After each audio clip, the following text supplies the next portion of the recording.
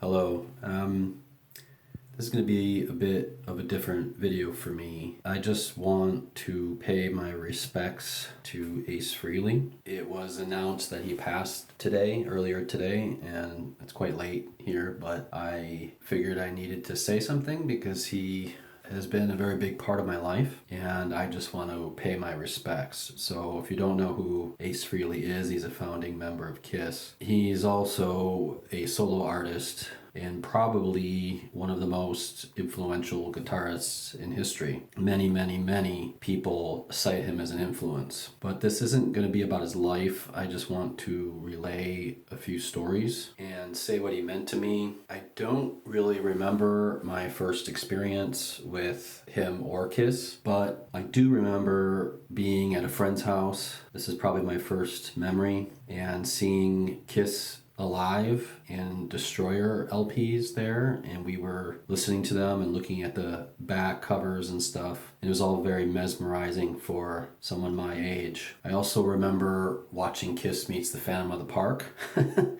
on TV. It's not that good of a movie, but as a kid it was quite fascinating, I think. I was Ace one year for Halloween. My mother helped me come up with the costume, and it was definitely one of my favorite costumes ever. When I was a kid, they were everywhere. Kiss was. On lunchboxes, on posters, comic books, everywhere. And he was definitely a huge part of my childhood. And also, I think, an important influence later for me to actually get into music more. My older sister was, but also Kiss in general. I remember being at a Kmart store and buying Kiss the Elder. My mom was against it, but I convinced her, and it didn't get very good reviews, but I loved it. In fact, one of my favorite Ace Frehley songs is Dark Light, and that's from that album. I also remember buying his Kiss solo album from a bargain bin. Apparently they didn't sell very well, and they made like a lot of them. So, a few years after, they were all in these bins, and I remember purchasing his. I only had enough money for one, so I chose him.